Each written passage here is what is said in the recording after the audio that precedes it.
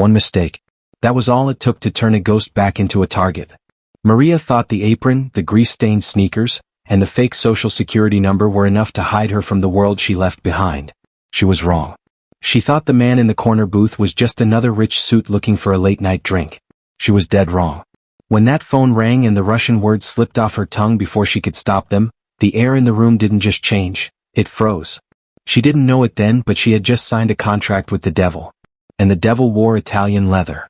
Rain hammered against the floor-to-ceiling windows of the Velvet Crown, a members-only lounge in downtown Chicago that reeked of aged whiskey, expensive cigars, and transactions best left unspoken. It was 1 a.m. on a Wednesday, the kind of hour when only predators and prey remained awake. Maria Sokolov adjusted her black vest, feeling the familiar throb in her lower back from 12 hours on her feet. For 4 years she had been Maria Evans. Just Maria, the mousy girl who refilled glasses with mechanical precision, never met anyone's gaze, and vanished into the Chicago rain when her shift ended. She wasn't beautiful enough to attract attention, nor memorable enough to warrant a second glance. Before we dive deeper into this story, click the subscribe button and tell us where you are watching from in the comment section. If this story moves you, share it with someone who loves a good tale. Do not forget to subscribe and hit the notification bell so you never miss another story. She was invisible, exactly as she needed to be. Another round. The voice carried the weight of authority, smooth as polished obsidian. Maria didn't hesitate. She retrieved the bottle of Pappy Van Winkle and moved toward booth 7, the corner sanctuary where the security cameras had convenient blind spots. 2 men flanked the booth like marble statues, their shoulders straining against custom suits. But the man between them was different. He possessed the stillness of a knife before it cuts. He wore a midnight blue suit that probably cost more than Maria had earned in 3 years. Dark hair was swept back from a face carved from severity and calculation. His eyes held the pale gray of winter ice over deep water.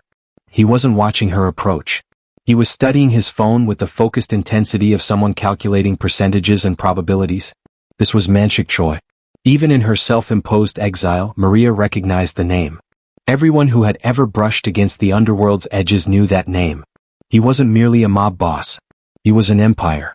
He controlled shipping routes, pharmaceutical supply chains, and political leverage across 3 continents with the efficiency of a Fortune 500 CEO. Maria poured the bourbon, ensuring the bottle's lip never touched crystal. Don't breathe too loud. Don't exist too much. Her phone vibrated in her apron pocket. What? Twice. 3 times. The emergency pattern. Katia. Her younger sister, the only person in the world who had this number, who knew this version of Maria existed. The phone buzzed again, insistent, desperate. Maria's hand trembled. Just a fraction, but enough that a single drop of bourbon missed the glass and struck the table's lacquered surface. Manshik's eyes lifted. That gray gaze fixed on her like a scope finding its target. Maria felt her lungs constrict. The phone continued its frantic rhythm against her ribs. She shouldn't answer. Every survival instinct screamed to ignore it, finish her shift, disappear into the night. But Katia only used the emergency pattern for one reason. The hospital. The experimental treatment that was supposed to buy them 6 more months. Something had gone catastrophically wrong. Maria's hand moved before her brain authorized it. She pulled the phone from her apron, turned slightly away from the booth, and pressed it to her ear. Da. The word escaped in pure reflex, the Russian yes slipping through her American camouflage like blood through bandages. Masha, they're saying she has maybe hours, not days. The sepsis. Katia's voice cracked, descending into the specific Moscow street dialect their father had taught them, the coded language of thieves and survivors. They want 20,000 for the emergency intervention or they move her to comfort care. Masha, I don't have it. Papa's connections are all dead or in prison. I don't know what to. Spokojno Salnishko, Maria whispered, her own voice dropping into the exact same criminal vernacular, the vowels hardening, the consonants sharpening into weapons. Stay calm, little son. I'll wire the money within the hour. Keep the doctors talking. Tell them the payment is coming from the Evans account. Do you understand? Not Ivanov. Evans. She ended the call, her heart a war drum against her sternum. For 3 seconds she forgot where she was. Forgot the apron, the fake name, the 4 years of carefully constructed invisibility. Then reality returned with the force of a bullet. She turned back toward booth 7. Manshik was staring directly at her. Not at his phone. Not through her. At her. His expression hadn't changed, but something in his posture had shifted, like a predator recognizing another predator's scent. One of his guards was already standing, hand inside his jacket. Maria felt the walls closing in, felt her father's ghost rising from the grave she tried to bury him in. "Apologies," she managed in flat, American English, shoving the phone back into her apron. "Family emergency. It won't happen again." She turned to leave. To run. To grab her jacket from the break room and disappear into Chicago's arteries before this moment could metastasize into catastrophe. 5 steps. That's how far she got. Maria Dmitrievna Ivanova. Manshik's voice cut through the lounge's ambient jazz like a scalpel through silk. He used her real name. Her full name, patronymic included, pronounced with perfect Moscow precision. "Sit down." It wasn't a request. Maria's legs obeyed before her mind could protest. She sank into the booth's leather across from him, her server's mask fracturing, revealing the frightened woman beneath. Up close, Manshik's face held the kind of beauty that made people forget to breathe, until they noticed the absolute absence of mercy in those pale eyes. "That dialect," he continued in English, setting his phone on the table between them like a piece of evidence. "Many thieves can't.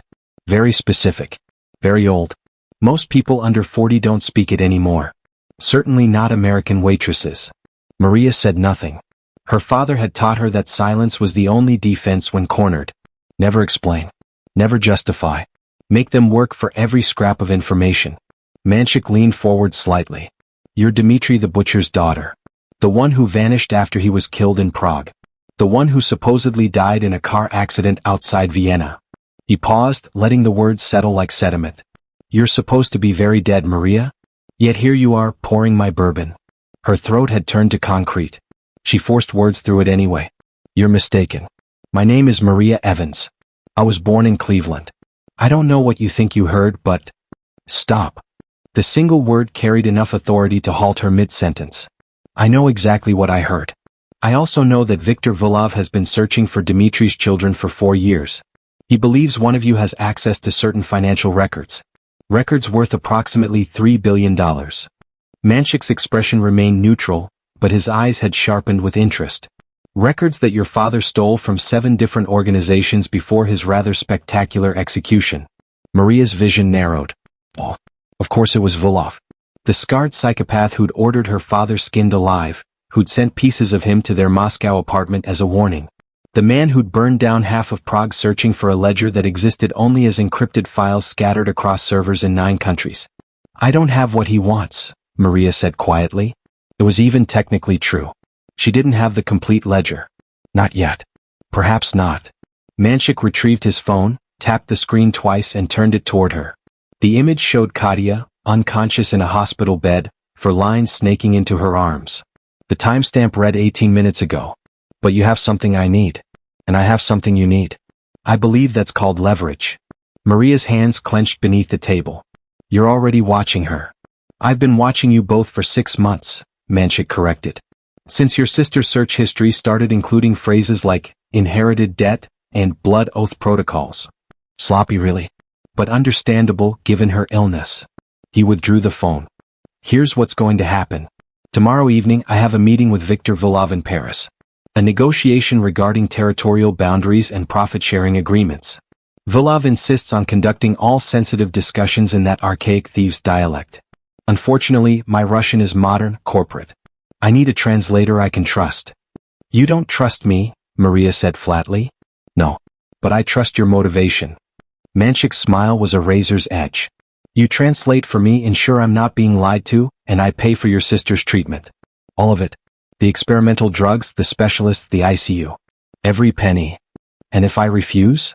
Then I make a phone call to Viktor Volov, tell him exactly where Dmitri Ivanov's eldest daughter has been hiding, and watch what happens next." Manshik stood, buttoning his suit jacket with casual finality. "Your sister dies slowly in a Queen's hospital. You die very quickly in whatever basement Volov chooses. Or you get on my plane tomorrow at noon, wear something appropriate, and help me navigate a conversation. Your choice." He walked toward the exit, his guards flanking him like shadows. At the door he paused and glanced back. "For what it's worth, your father was brilliant. Reckless but brilliant. I suspect you inherited more than just his linguistic talents."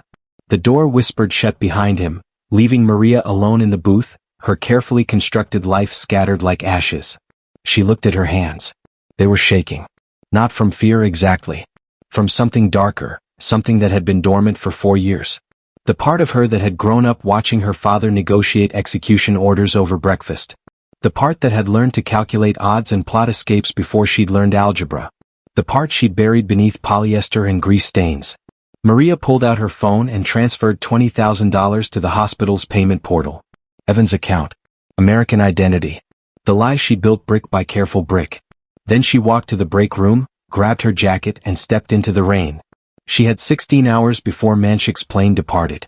16 hours to decide if she was going to run or finally stop running. But as she walked through Chicago's neon-stained streets, Maria already knew the answer. She'd stopped running the moment that phone call exposed her. Now she had to become what her father had trained her to be. Not invisible. Inevitable. The Greyhound station smelled like disinfectant and desperation. Maria arrived at 5 a.m., a duffel bag containing 4 years of survival slung over her shoulder. She'd withdrawn $12,000 in cash, purchased a ticket to Portland under a third fake identity, and rehearsed her escape route through 6 different contingencies.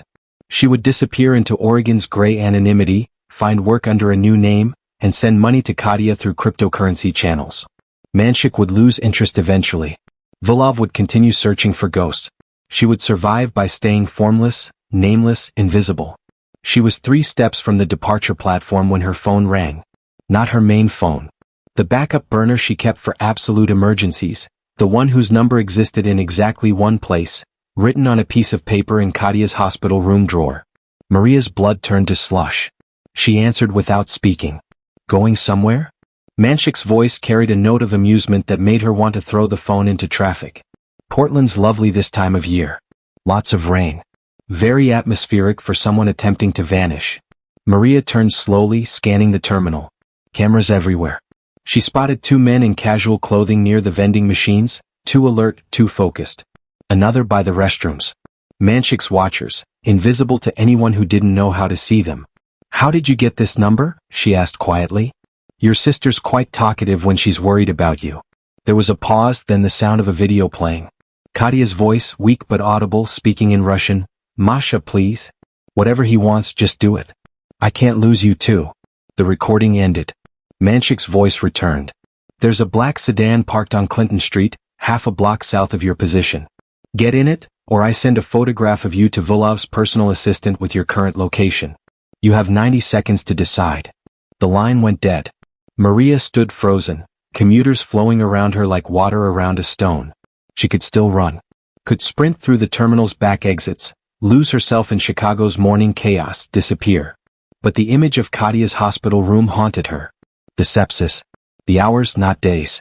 The experimental treatment that required money Maria couldn't produce without exposing herself to banking surveillance. She had spent 4 years hiding.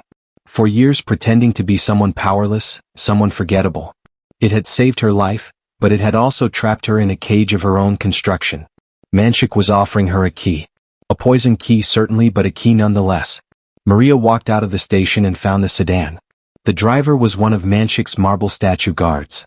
He opened the rear door without speaking. The interior smelled like leather and something herbal, maybe cologne. A tablet rested on the seat, its screen illuminated. Maria picked it up as the car merged into traffic. The video played automatically. Live feed. Katia's hospital room. A man in a suit stood beside her bed, one hand resting casually near the 4 lines. The message was clear. Manshik could end Katia's life with a phone call, make it look like medical failure, and Maria would never prove otherwise. The sedan drove east toward the private aviation terminals at O'Hare. Maria watched Chicago blur past the tinted windows. Somewhere in this city, she believed she could hide from her father's legacy, from the world of blood debts and territorial negotiations. She'd been naive. That world didn't forget. It didn't forgive. It only waited. The car pulled onto a private airfield where a Gulfstream G650 sat gleaming in the early light. Manshik stood at the bottom of the stairs, dressed in traveling clothes that probably cost more than most people's cars. He watched her approach with the expression of someone who'd never doubted the outcome. Smart choice, he said. I didn't have a choice, Maria replied. Everyone has choices. Some are just more survivable than others. He gestured toward the plane. We leave in 30 minutes. There are clothes in the cabin your size. Change before we land. You're not meeting Vilov dressed like a waitress. Maria climbed the stairs, each step feeling like a descent rather than an ascent. The cabin was exactly what she'd expected. Cream leather, polished wood, technology embedded seamlessly into luxury. A garment bag hung in the rear section, her name embroidered on it. Not Evans. Ivanova. She sat in one of the oversized chairs and closed her eyes. Her father's voice echoed through memory. In our world, Mashenka, there are only sharks and bait. You decide which you are before someone decides for you. She'd spent 4 years being bait. Maybe it was time to remember her teeth. Manshik boarded 10 minutes later with 2 assistants and a laptop. He worked throughout the flight, occasionally taking calls in Korean and English, orchestrating some invisible empire with calm efficiency. He didn't speak to Maria again until they were over the Atlantic. Vilov trusts no one, he said without preamble, not looking up from his screen. He employs 3 translators for every important meeting and executes any who provide inconsistent interpretations. Your job is simple. Tell me exactly what he says with all the subtext the dialect carries. If he tries to maneuver around me linguistically, I need to know immediately. And if he recognizes me? Maria asked. He won't. You were 16 when your father died. You've changed. Lost weight, changed your hair, learned to disappear. Besides, he thinks you're dead. Manshik finally looked at her. But if he does somehow recognize you, stay calm. I'll handle it. Why would you protect me if he recognizes me? I'm just a translator. Manshik's smile was a cold, calculated thing. Because your value to me increases significantly the moment Vilov realizes who you are. Dmitri's daughter, alive and in my possession? That's leverage I can use. So pray he doesn't recognize you, Maria. For both our sakes. The plane began its descent into Le Bourget. Through the window, Paris sprawled beneath low clouds, beautiful and indifferent. Maria retreated to change clothes, unzipping the garment bag with hands that had steadied into something like resolve. Inside was an Alexander McQueen gown, emerald silk that would cling like a second skin, paired with Louboutin heels and understated jewelry that screamed wealth rather than shouted it. She stared at the ensemble. This wasn't clothing. It was armor. A costume for the role she'd been running from since Prague. Maria stripped off her waitress uniform and let it fall to the cabin floor. The polyester and grease stains of her invisible life, discarded. She stepped into the gown, feeling silk replace cotton, feeling her posture shift, her spine straighten. She'd worn dresses like this before. To her father's meetings, to underworld galas where 14-year-olds learned to smile at murderers and remember every word. She looked at herself in the cabin's mirror. The transformation was complete. Maria Evans the waitress had evaporated. Maria Ivanova, daughter of Dmitri the butcher, gazed back. Her father would have approved. When she emerged, Manshik's expression flickered with something that might have been approval. Better, was all he said. They landed in Paris as afternoon shadows lengthened across the tarmac. A convoy of vehicles waited, silent and efficient. Manshik handed her an earpiece. Keep this on. If anything feels wrong, if you hear anything in Vilov's words that suggests betrayal, you tell me immediately. Understood. Maria nodded, fitting the device into her ear. The convoy drove into Paris, through arrondissements she half recognized from a childhood trip with her father, back when she'd still believed he was just a successful businessman. They bypassed the tourist centers, heading toward the 13th arrondissement and an unmarked entrance that led underground. The catacombs? Maria asked. Vilov's choice, Manshik replied. He believes the dead keep better secrets than the living. They descended into Paris's empire of skulls and bones, where 6 million dead had been stacked in geometric patterns when the city's cemeteries overflowed centuries ago. LED lanterns replaced torches, but the atmosphere remained tomb-cold and suffocating. Their footsteps echoed off walls built from human remains. Deep in the tunnels, they reached a chamber that had been converted into a meeting room. A table, chairs, and lighting powered by a generator that hummed like a mechanical heart. And there, waiting with the patience of a spider in its web, sat Viktor Vilov. He'd aged since the photographs. The scar that ran from his left temple to his jaw had deepened into a canyon of ruined flesh. His eyes held the flat, affectless quality of someone who'd killed so many times it had become mundane. 3 men stood behind him, armed and alert. 2 women sat at smaller tables nearby, his backup translators. Vilov's gaze swept over Manshik, assessing, calculating. Then those dead eyes found Maria. For one terrible moment she thought he recognized her. But his expression didn't change. She was just another accessory, another piece of Manshik's presentation. Choi, Volov said in heavily accented English. You bring a woman to our meeting? I bring a translator, Manshik replied smoothly, taking his seat across the table.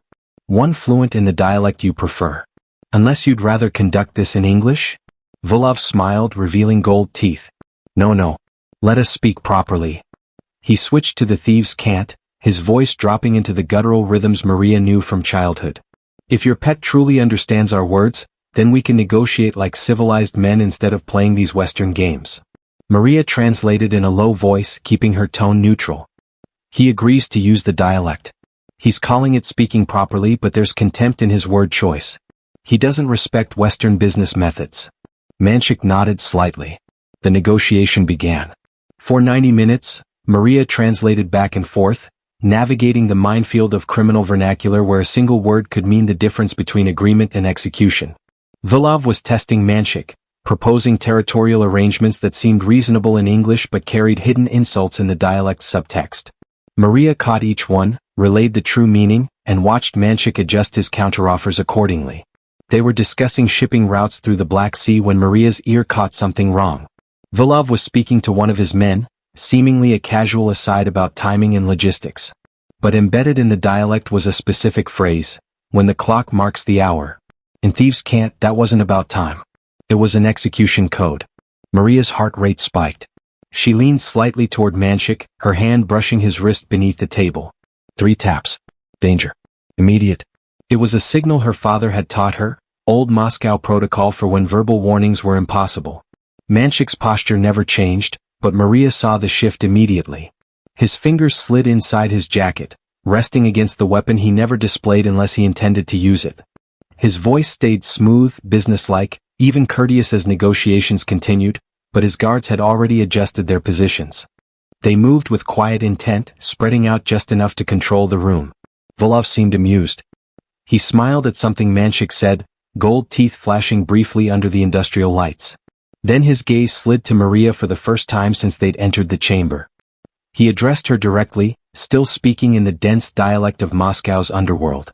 You translate well, he said. Where did a Korean's pet learn our language so perfectly? Maria opened her mouth, already forming a harmless answer. Study abroad, immigrant parents, nothing memorable. She never finished. One of Volov's backup translators leaned close and whispered urgently in rapid cant. Boss, she's not using modern constructions. That's old Bahmani speech. Pre-collapse. Nobody learns that anymore. That's blood Russian. The atmosphere shifted. The smile disappeared from Volov's face. He leaned back slightly, eyes narrowing as he examined Maria more closely, as though seeing her for the first time. How old are you, translator? 24, Maria said without pause, shaving 2 years off the truth. And your father? Volov asked. What was his trade? The air felt heavier, pressing down on her lungs. Maria could feel Manshik's attention, sharp and focused, waiting to see which direction she chose. She could lie. She could deflect. She could remain the woman she had pretended to be for years. Or she could stop running. My father, she said slowly, shifting fully into dialect, her accent sharpening into something unmistakably Moscow, was Dmitry Ivanovich Ivanov, the butcher. You called him friend Viktor Mihailovich. Until his ledger became worth more than his life. Silence fell hard and complete. Even the low hum of machinery seemed to fade. Volov stood, his chair scraping loudly against stone. Dmitry's daughter, he said. The one who died. I recovered, Maria replied. She rose as well, allowing the emerald silk of her dress to catch the light, letting him truly see her. And you owe me $3 million in blood debt. My father's final contract. You canceled it when you murdered him. Volov's hand drifted toward his weapon. His men raised theirs instantly. Manshik's guards responded without hesitation. 7 guns locked on 7 bodies, the margin for error reduced to nothing. This is your idea of negotiation, Choi? Volov hissed. You bring me the butcher's blood and expect cooperation? I brought you a translator, Manshik said calmly, his own weapon now visible. What she reveals is her choice. But if you kill her, the ledger dies with her. If you kill me, my organization erases your territories within the week. We're all businessmen here. Let's behave like it. Maria stepped forward, placing herself between the raised weapons. Her hands were steady. Her father had trained her for moments like this, when words carried more weight than bullets. The ledger exists, she said. $3 billion distributed across 9 encrypted servers. My father's insurance policy. I'm the only one who can access it because I'm the only one who knows all 9 passwords. Kill me and that fortune vanishes. Or we can negotiate. Vulov's scar twisted as rage fought greed. What terms? My father's debt to you is forgiven in exchange for 15% of the ledger. Roughly $450 million. Manshik receives territorial concessions in the Balkans. I get my life and my sister's. Everyone walks away wealthier and alive. And why wouldn't I torture the passwords out of you? Maria smiled, and it was her father's smile, cold, certain. Because you tried that on him for 6 weeks. He never broke. I'm his daughter. You'll kill me before I speak. And even if I did, the servers wiped themselves after 3 failed attempts. 15% of 3 billion is better than 100% of nothing. The tension stretched until it felt ready to snap. Then Vulov laughed, the sound harsh and metallic. Dmitri's blood indeed. He lowered his weapon. We'll continue this discussion. Not here. You have 24 hours, Manshik said. After that, the offer worsens. Zurich, Vulov agreed. Neutral ground. The Russians withdrew, their footsteps echoing deeper into the catacombs.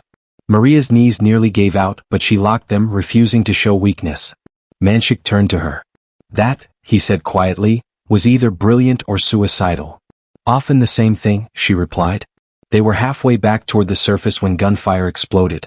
Vulov's ambush came from 3 directions. His men had circled through the tunnels, cutting off the exit. Bullets sparked off stone and shattered ancient bone. Manshik's guards returned fire, muzzle flashes strobing the darkness. Move. Manshik grabbed Maria's arm, pulling her into a side passage. They ran. Darkness swallowed them, broken by emergency lights and gunfire. 2 men appeared ahead. Manshik fired twice, precise, fatal. They vaulted the bodies without slowing. A bullet tore into Manshik's shoulder, spinning him into the wall. Blood spread rapidly across his shirt. Maria caught him. Can you move? I can run, he gritted out. That'll have to do. They reached a junction. Maria chose left on instinct, guided by memories of her father teaching her how to read airflow and tunnel design. The passage sloped upward. She spotted a service ladder and half-dragged Manshik toward it. Blood slicked the rungs. The hatch opened into an alley behind a shuttered restaurant. Night had fallen. Paris glittered above them, oblivious. Manshik made the call. Position compromised. Immediate extraction. A black car arrived minutes later. They collapsed into the back seat. Maria pressed torn fabric from her gown against his wound. You owe me a dress, she said. Add it to the bill, he muttered. They boarded the plane almost immediately. Only once airborne did Manshik speak again. Zurich. You are, Maria said. My sister comes first. She's already secured, he replied. Switzerland. Private facility. Full protection. Relief settled over her. The ledger, he said. It's real. Yes. And revealing yourself? Hiding stopped working, Maria said. Control is safer. He studied her. You planned this. I needed leverage. You used me. So did you. He extended his hand. Partners. If I betray you, Maria said, shaking it, you'll never see it coming. They landed in Zurich at dawn. Katya was alive. Stable. Healing. The meeting with Vulov was efficient. Maria transferred 15% of the ledger, filtered, delayed just enough. $450 million moved like ghosts through the system. When it was done, she closed her laptop. Our business is concluded. Vulov looked disappointed that she'd survived. He left without ceremony. Alone, Manshik asked, what now? Now, Maria said, we build something larger than my father ever did. They spent hours drafting an empire that would never exist on paper. Territories. Percentages. Threats. Purpose settled into her bones. That evening Manshik called. Vulov tried accessing the remaining servers. Of course he did, Maria said. Send him a message. And thieves can't. Make it clear we noticed. That night, Maria stood at the window overlooking Lake Zurich. 4 years ago she had believed invisibility was survival. She had been wrong. Invisibility was only a slower death. She wasn't hiding anymore. She had become inevitable.